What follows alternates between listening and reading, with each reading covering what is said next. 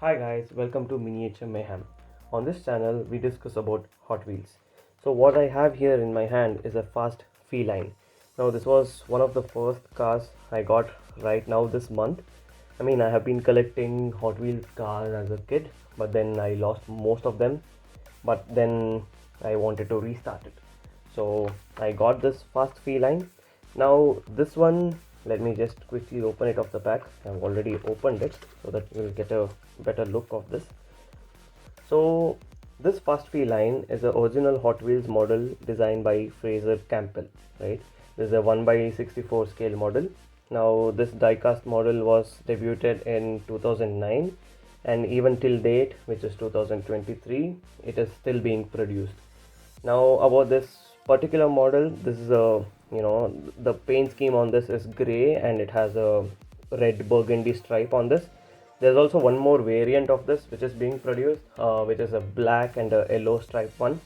Now if you take a look at this closer way, there is also all these sponsor logos that are being mentioned on the sides, and also the number 9 badging, which gives it a more sportier look, right?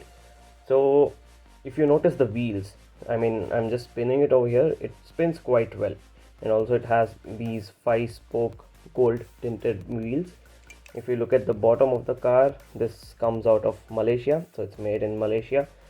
And then the speciality of this Fast Feline is basically the European styling that you get from this, like the long hood and then the smaller back on this gives you that British sports car vibe. If you watch these movies between 1960 1970, that's how the cars used to look, right?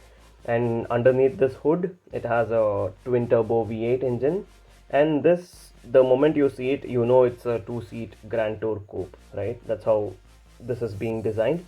So it gives you more of this Jaguar feeling, right? And if you look at these windows, they are red tinted windows. Like if I just shine the light through it, it gives you off that red tinted windows.